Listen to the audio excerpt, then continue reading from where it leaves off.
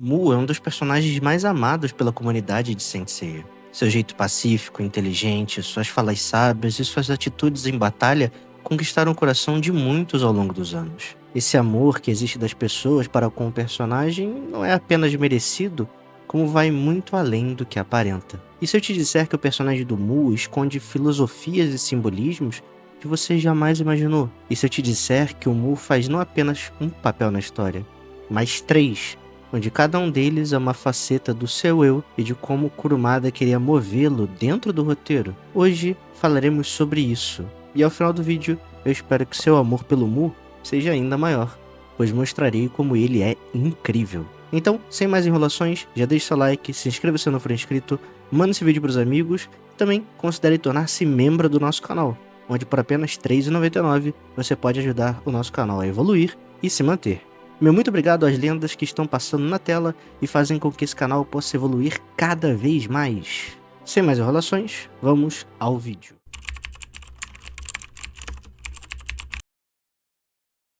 A primeira aparição de Mu carrega alguns segredos muito interessantes. Conhecemos o personagem durante a jornada de Shiryu para restaurar as armaduras de Pégaso e Dragão, que haviam sido quebradas durante a Batalha dos Dois na Guerra Galáctica. O cenário em que Mu se encontra já chama a atenção. É dito que Jamiel é uma região montanhosa e de difícil acesso, e que fica a mais de 6.000 metros de altura. É um local que parece quase tocar o céu. E guarde essa informação, pois ela nos será muito importante para a análise do personagem. Tudo que ronda Jamiel é extremamente místico e grandioso, desde a sua altura até o cemitério de armaduras, a ilusão dos mortos que atacam Shiryu para impedi-lo de seguir seu caminho, e claro, a torre em que Mu e Kiki vivem, que não possui porta nenhuma. É lá então que, após as travessuras de Kiki e do ataque de Shiryu à torre, nós conhecemos o místico e misterioso Mu de Jamiel, que já aparece arrumando o estrago feito com uma enorme facilidade. Aqui,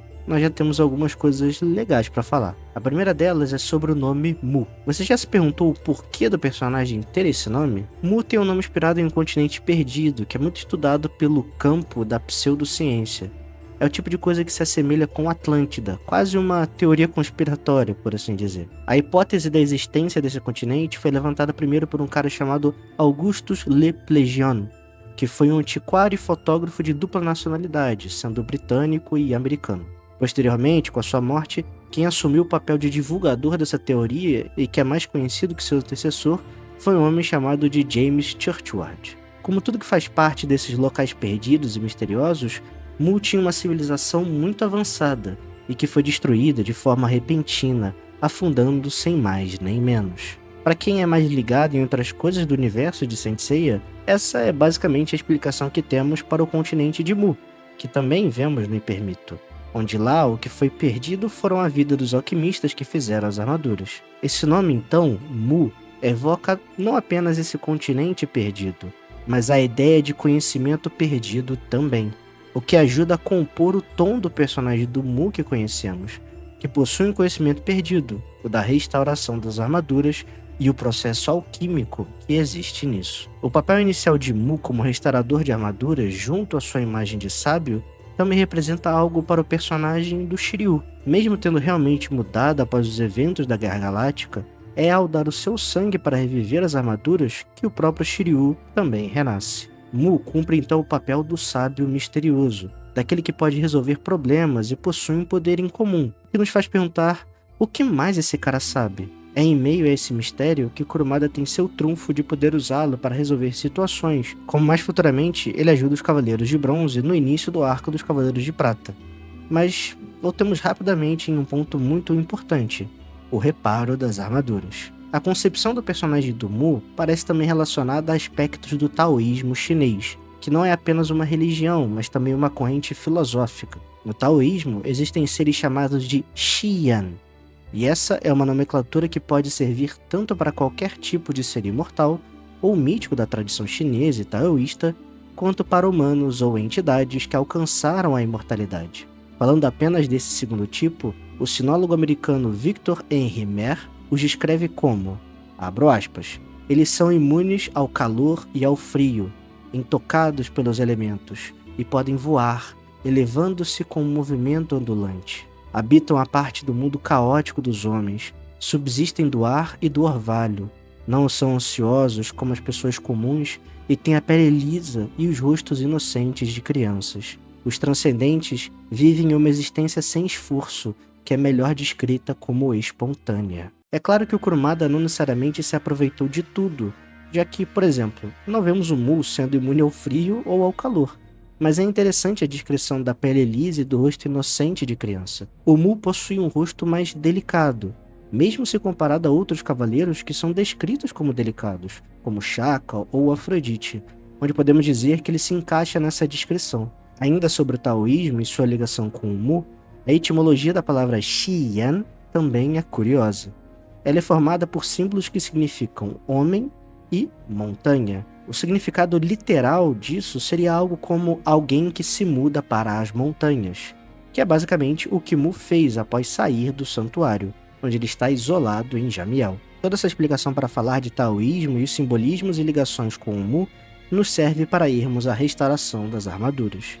No taoísmo existe a alquimia, sendo ela dividida em dois tipos, a Weidan ou Neidan, achei das duas formas, e a Waidan, que a grosso modo seria uma alquimia interna e a outra externa, respectivamente.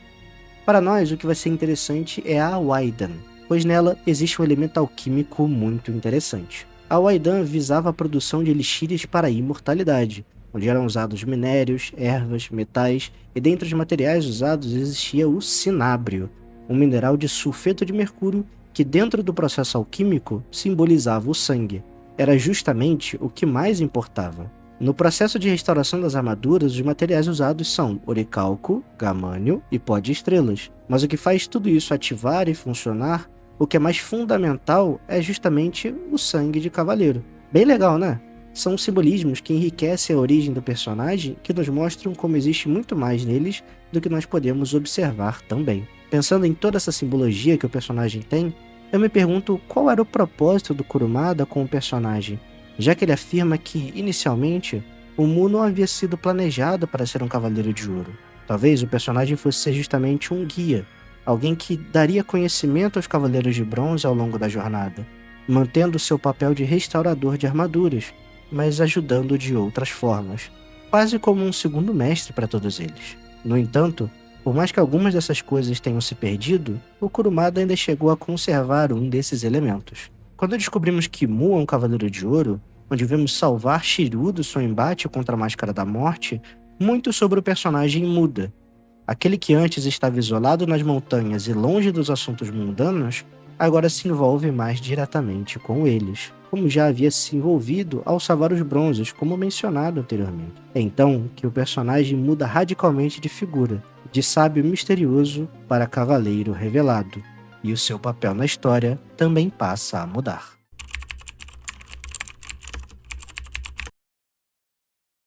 Sendo sincero, apesar de gostar do Musabi misterioso dessa primeira parte, é a partir da sua revelação como Cavaleiro de Ouro que ele se transforma em um personagem de verdade, sendo interessante por suas ações e não apenas por seus simbolismos. Quando acompanhamos os Cavaleiros de Bronze no início do seu caminho para subir as 12 casas, vemos Mu justamente como o primeiro dos Cavaleiros de Ouro.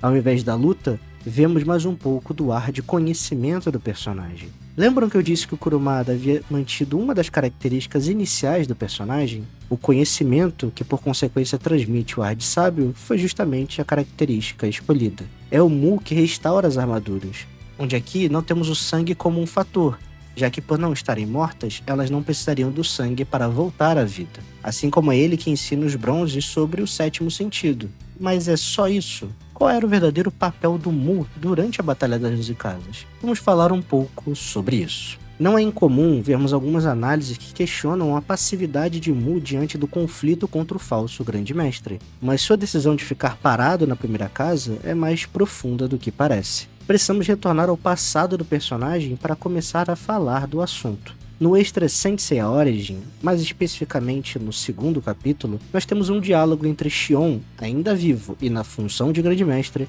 dizendo que se algo acontecesse com ele, era para o Mu ir até o Mestre Ancião. Após a fuga de Aioros, vemos Mu nos 5 picos antigos, onde existe uma pequena discussão sobre ambos não acreditarem que Aiorus é um traidor e nem no sumiço de Saga.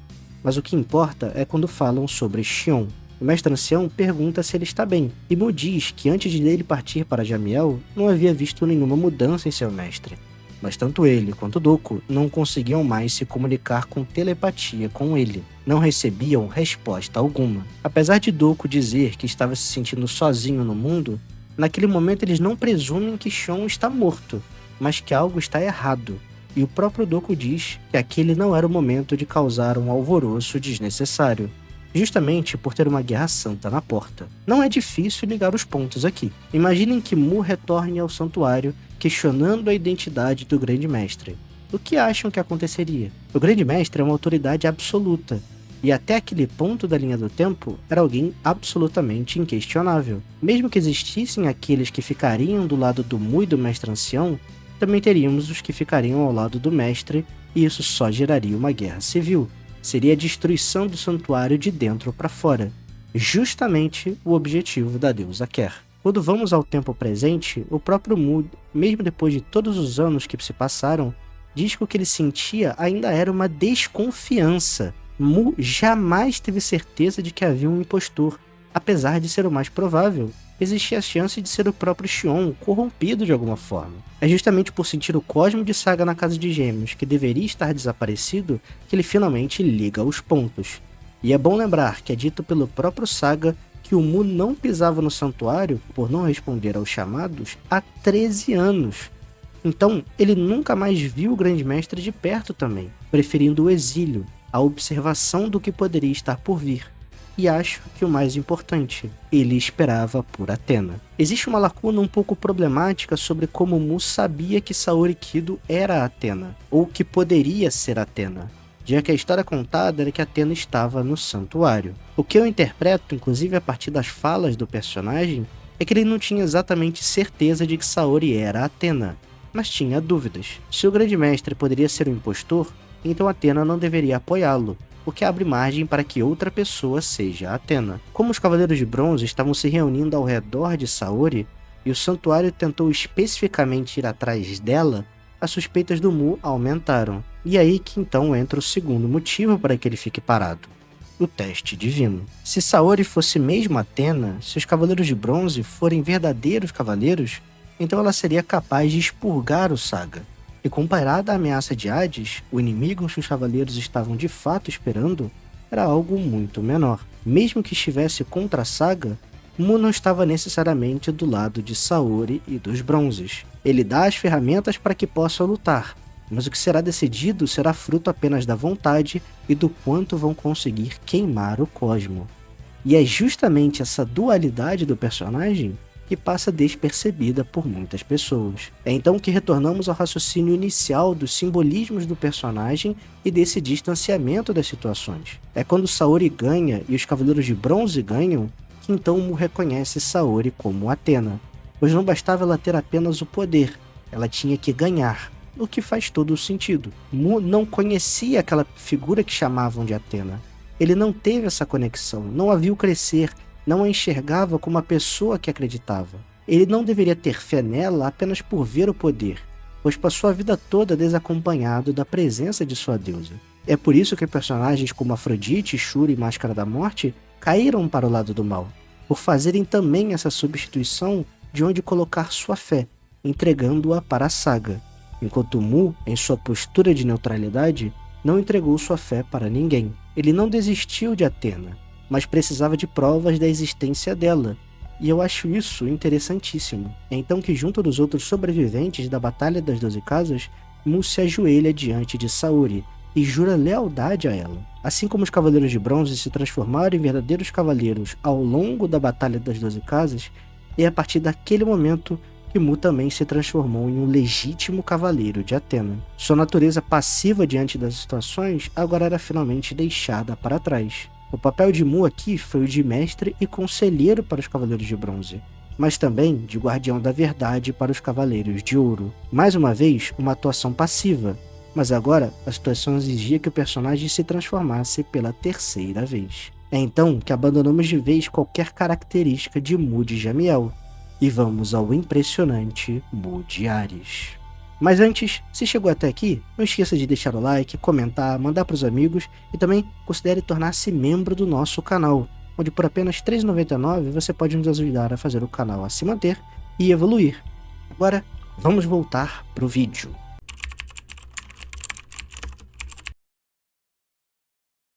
Apesar da curta participação do Mu na saga Poseidon, assim como dos outros Cavaleiros de Ouro, existe um pequeno detalhe nela que é importante para o início da sua participação no arco de Hades, e esse detalhe é a lealdade. Mesmo que ele não entendesse as ordens do Mestre Ancião de ficar no santuário, ele mantém a sua fé nele, ainda que exista algum questionamento. Ele estava pronto para lutar com a Ioria, para fazer valer as ordens de Doko, e esse é um traço de personalidade muito interessante. Quando vamos para o arco de Hades, mesmo que ele estivesse vendo que Xion era um espectro, mesmo com ele fazendo o absurdo pedido de arrancar a cabeça de Athena, Mu não resolve atacá-lo. Ele permanece ajoelhado diante de seu mestre em uma mistura curiosa de surpresa, medo e, claro, lealdade. E existe uma diferença clara de tratamento de Mu para com Xion e de Mu com Máscara da Morte e Afrodite, onde ele mesmo faz questão de fazer essa diferenciação. É a partir daqui que vemos Mu de Ares agindo. Ele não tem qualquer dó dos renegados, os ataca com tudo que tem, primeiro usando sua muralha de cristal, onde rebate o golpe de seus antigos companheiros. O momento em que Sei aparece é interessante também. Ele faz valer uma suposta ordem de Athena de mantê-los fora do santuário, onde usa isso de pretexto para enganar Xion e os outros e mandar Seiya para longe do conflito. Digo suposta, pois no mangá a própria Saori não diz nada sobre isso, mas no anime existe um diálogo em que ela afirma ter dado a ordem. E esse parece ser um momento crítico para Mu e de virada emocional para o personagem. Ele está vendo seus antigos companheiros virando espectros. Ele teve de fingir matar alguém que era importante, ver seu mestre agindo como um espectro de Hades, e a junção de todas essas coisas o faz explodir em um dos grandes momentos do personagem, onde Mu abandona sua natureza pacífica, sua lealdade extrema e decide agir, mesmo que o que o espere dali em diante seja a morte. Máscara da Morte, Afrodite! Eu jamais poderei perdoar vocês! Mandarei os dois para o inferno com minhas próprias mãos! É decepcionante ver homens que outrora foram cavaleiros a serviço do bem se apegarem à vida a ponto de se rebaixar e jurar lealdade a Hades e vir em busca da vida de Athena. Como posso permitir que vocês dois, com suas almas imundas, deem sequer um passo na casa de Ares? Sendo então o momento em que ele ataca a Máscara da Morte e Afrodite para mandá-lo de volta ao mundo dos mortos. Desde essa primeira luta, nós vemos uma enorme resiliência do personagem. E quando chega a hora de enfrentar Kamo, Shura e Saga, isso não é abalado. Ele está disposto a morrer para proteger a entrada da casa de Ares. Ele é a muralha. Tem o papel fundamental de não deixar ninguém entrar dentro das 12 casas. E o vemos ser levado ao limite por isso. É quando não consegue mais lutar que Saga, Camus e Shura mostram a verdade para Mu, pois eles sabem que apenas Mu naquele momento, já que não tinham se encontrado com Shaka ainda, poderia entender a verdade. É isso que faz a dúvida nascer no personagem. E é por isso que mais pra frente, ele é o único que questiona de verdade as ações do trio de renegados, sendo sumariamente ignorado por Ioria, vale dizer. E se contra os renegados vimos mais de suas habilidades, o Mu segue brilhando em combate, onde vemos suas capacidades mentais contra Miyu, e também mais de sua inteligência e versatilidade em luta. Nesse ponto, acho ele um dos cavaleiros mais destacados, inclusive. Após a morte de Athena e sua perda para Radamantes, só voltamos a ver o Mu no Muro das Lamentações. E aqui, ele entra um pouco dentro de uma construção coletiva. O Mu faz parte de uma das gerações de Cavaleiros de Ouro mais complexas que já vimos. Traições, possessão, redenção, indiferença, existe tudo dentro da geração clássica. Dentro da sua geração, na função de cavaleiro, eu diria que o Mu é um dos mais perfeitos, cumprindo tudo que era devido para ele, e sendo quem ajudou e aconselhou aqueles que salvaram a vida de Athena várias vezes, além dele próprio demonstrar o seu valor enquanto cavaleiro. O Mu foi leal, teve dúvidas, sofreu perdas, teve sua fé testada, e no fim, ele foi capaz de se sacrificar com um sorriso no rosto, por ter a certeza de que os cavaleiros que ele ajudou, acreditou e aconselhou seguiriam protegendo o amor, a justiça, a paz na terra e especialmente Athena. A Athena em que ele escolheu acreditar. A Athena que ele tanto desejava poder ter fé. Sem o Mu, talvez muito da jornada dos Cavaleiros de Bronze seria fatalmente diferente, mas do início ao fim, ele foi uma verdadeira muralha. Seja Mu de Jamiel ou Mu de Ares, seja como sábio, guardião ou cavaleiro, seja vivo para proteger sua casa ou atravessando o espaço-tempo, mesmo após sua carne ser destroçada para proteger sua deusa, Mu de Ares passará para a eternidade como a verdadeira muralha de ensinamento. Por esse vídeo foi isso, pessoal. Espero que tenham gostado, que a análise possa ter mostrado pontos do personagem que você nunca viu e que de alguma forma isso tenha te enriquecido. Peço mais uma vez pelo seu like, comentário, inscrição, para que use a opção de hype no celular se ela estiver disponível e para que compartilhe esse vídeo nos grupos, nas redes ou em qualquer lugar. Ele me demandou uma longa pesquisa sobre alguns assuntos e eu gostaria que ele pudesse voar bem alto. Meu muito obrigado mais uma vez. Vejo vocês na próxima live ou vídeo e valeu!